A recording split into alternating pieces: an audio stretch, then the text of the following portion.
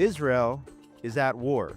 Israel, alongside the United States, have taken out the head of the terrorist octopus in Iran. And on today's Judeacation, we're exposing how a report meant to condemn Jewish communities in Judea and Samaria may have just revealed unprecedented growth. We're breaking down the massive new infrastructure projects changing the map on the ground, and a historic first by the U.S. Embassy that signals a dramatic shift. The numbers are in, the roads are being paved, the message is unmistakable. Stay tuned to Judeacation. It's next. Welcome back to a very special Judeacation here on JNS TV. My name is Josh Haston, correspondent for JNS News. Israel is at war. Before we discuss all things Judea and Samaria, we have to talk about the current Israeli-U.S. operations, codename Roaring Lion by Israel and Epic Fury by the United States. The world is a better place today with the death of Iranian leader Ali Khamenei. Khamenei was responsible for the death of thousands and thousands of people around the world, including Israelis and Americans. And, of course, he massacred tens of thousands of his own people. It's therefore no surprise that there were celebrations and fireworks last night in Tehran, as perhaps the people there will now have better lives. In the meantime, let's pray for the well-being of our brave IDF troops protecting us by land, air, and sea. And let's pray for the well-being of the Israeli people under fire here on the home front. Now let's turn to Judea and Samaria. One of the top stories this week, the Peace Now organization released a report this month titled Summary of a Year of Terror, Expulsion, and Annexation, 2025 in the Settlements. In case you didn't catch that, it's no secret that Peace Now opposes a Jewish presence in a place called Judea and Samaria. Their entire being as an organization or a movement, perhaps, is to oppose Jews living in our ancient ancestral heartland. But here's what they call key data for 2025 in the so-called settlements. There were 86 new outposts, including 60 agricultural farms.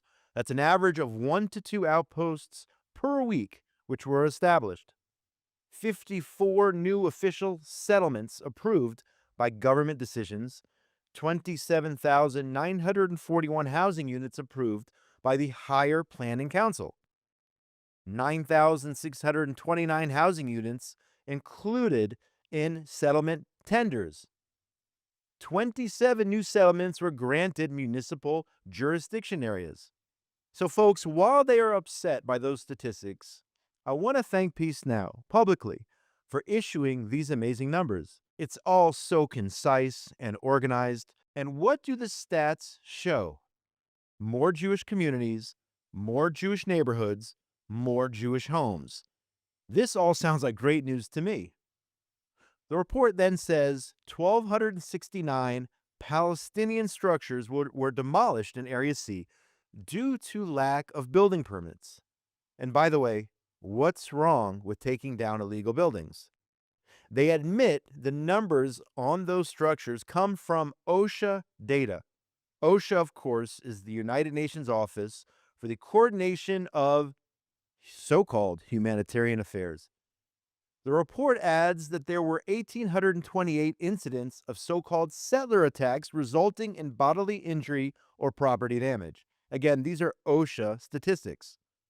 They claim that 9 Palestinians were killed by settlers and 838 were injured. The report also says that 22 Palestinian communities were fully or partially displaced due to what they call settler violence. And this, according to the B'Tselem organization. Let me add the extremist, anti-Judean B'Tselem organization. But let's go back and discuss the OSHA statistics. What's important to remember is what OSHA considers so-called settler violence.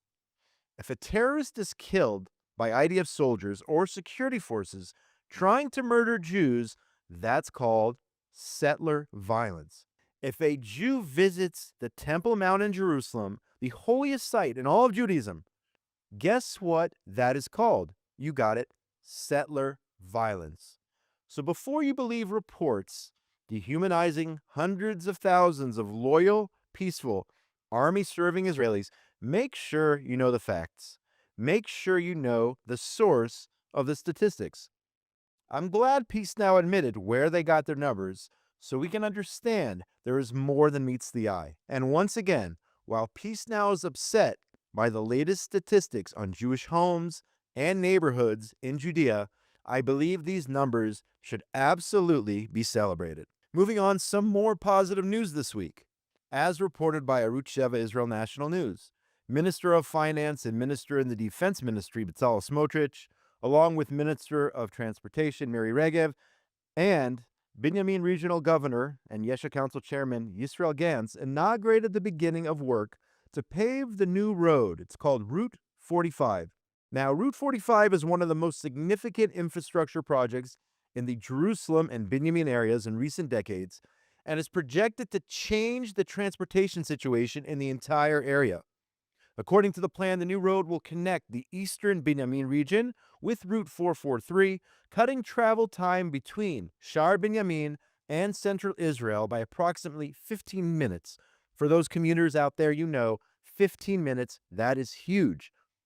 The route, which starts at Sha'ar Binyamin and leads to Route 443, includes 4 bridges and an underpass near Kalandia, and is a complex, advanced engineering project intended to enable constant, secure, and efficient traffic flow. The scope of investment in the project is estimated at around 400 million shekels as part of large-scale investments in transportation infrastructure that bolster Jewish presence in the area and connect it to the national transportation network. So important. Now, there are several issues at play here. Number one, this involves safety and security. The trend in recent years is to build major roads and highways in Judea and Samaria which bypass Arab villages. It used to be, for example, when you drive from Jerusalem to Hebron, you had to drive right alongside or through the PA-controlled villages of El Arub and the village of Beit Umar. Or in Samaria, you had to drive through the village of Huwara. You've probably heard of that village. Not very pleasant, to put it mildly. And Jews have been murdered driving through some of these areas. So bypass roads are built to avoid getting stuck in traffic in these areas and becoming sitting ducks. To be honest, I'm grateful for the new roads and I'm grateful for safer roads. But on the other hand, it's crazy how Israel's forced to spend hundreds of millions of dollars for these brand new roads, these band-aids. The roads aren't a solution. They are simply band-aids, taking care of the terrorists so they can't pose a threat. Now that's the real answer here. Alas, this is the reality. At the same time, brand new roads which allow commuters to get to Jerusalem or Tel Aviv are certainly a blessing. There's so much traffic in Israel these days. It's a pleasure to have new, modern roads and highways which help you get where you need to go faster and safer.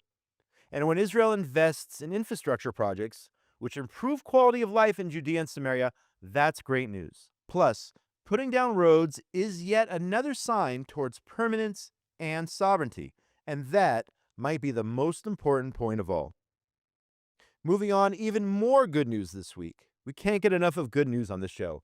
The Supreme Planning Council of the Israeli Defense Ministry's Civil Administration this past Thursday approved the construction of more than 1,300 housing units in the Samaria community of Kdumim. I know Kdumim very well. I have family there.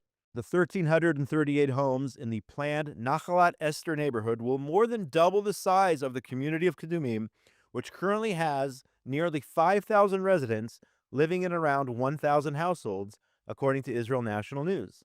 In total, the Kdumim Local Council is planning 3,000 homes in 4 planned neighborhoods, according to the report.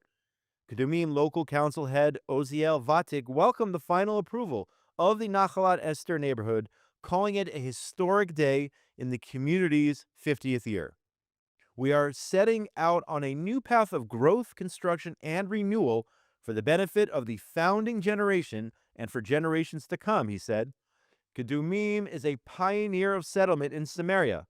It is now rising to the next level of development as it continues to grow, expand, and lead. Vatik in the statement thanked Finance Minister Bezalel Smotrich, who himself is a resident of Ktumim.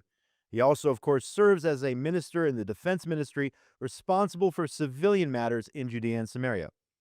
As we have discussed on the show, Smotrich and Prime Minister Netanyahu have led an unprecedented drive to expand Israel's hold on Judea and Samaria.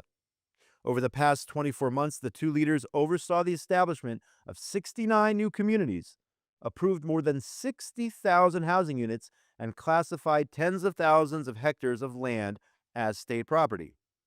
Describing the often disputed region as the security backbone of the nation, Smotrich said Jerusalem would continue to expand its grip on Judea and Samaria, including through a construction boom.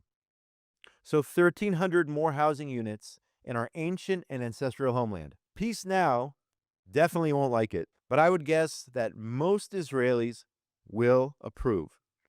Nothing is more natural than Jews building homes in Judea. And finally, the U.S. Embassy in Israel this past Friday created history.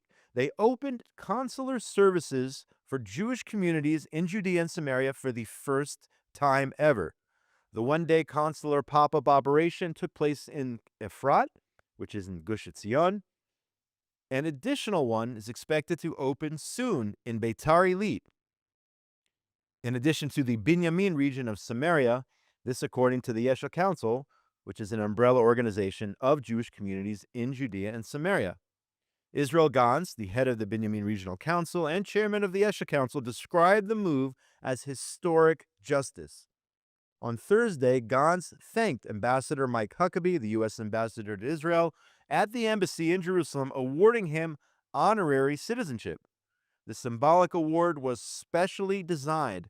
It was a commemorative passport titled The Biblical Heartland of Israel, according to the Yesha Council. Ambassador Huckabee said, "It is an honor for me to receive this beautiful commemorative passport, and I want to thank the embassy staff for their willingness to do what we are meant to do, provide services to American citizens living throughout the country."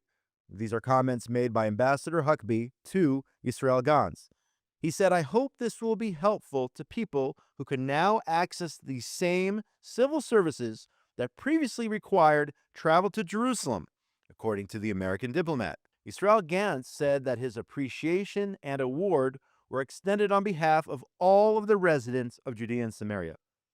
He said thousands of families in the region, including many American citizens, are experiencing a significant and positive change today. The passport I presented to the ambassador is symbolic, but it reflects a clear reality. Judea and Samaria are the heart of the biblical land, and the Binyamin region stands at the center of that history, Gantz was quoted as saying. Earlier this week, the embassy said that as part of America's 250th anniversary celebration and an accompanying effort to reach all Americans, the consular office would provide one-day passport services to several locations, including Efrat, Ramallah, that's under the PA, Beitar Illit, Haifa, Jerusalem, Netanya, and Beit Shemesh. The Israeli Foreign Ministry welcomed the historic decision, saying it brought ties between the two nations closer and stronger than ever. Now, folks, obviously ties are extremely close. Israel and the United States literally standing shoulder to shoulder, battling the evil regime of Iran, taking out, as we said earlier, the head of the octopus of terror, worldwide terror, Khamenei. So there's no doubt that the U.S. and Israel standing side by side. And here, this little story about passport and consular services just shows you that relationship. And at the same time, I want to stress the following. Day by day, the people of Judea and Samaria are starting to be treated like citizens in the other parts of this country. It has taken a very long time. But every time something basic like this happens, consular services to U.S. citizens, or a new housing project, or a new road, it means so much both practically and in the message it sends. Namely, the message is Judea and Samaria will forever be part of the state of Israel. And that's going to do it for today's show.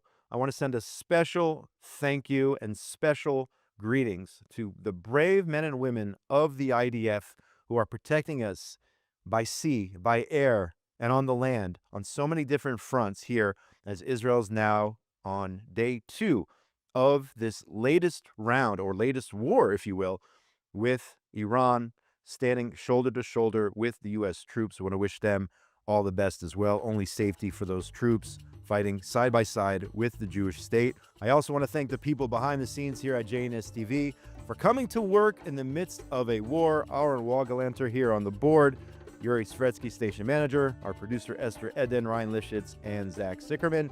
Thank you for joining us on this week's Judeacation here on JNS TV. Make sure you subscribe. Make sure you give us a super thanks. Go to JNS TV for this amazing programming which JNS provides. Go to jns.org for all the latest breaking news from Israel, the Middle East, and the entire Jewish world. Everyone here in Israel, you should be safe. Only good things. We'll see you next week on Judeacation.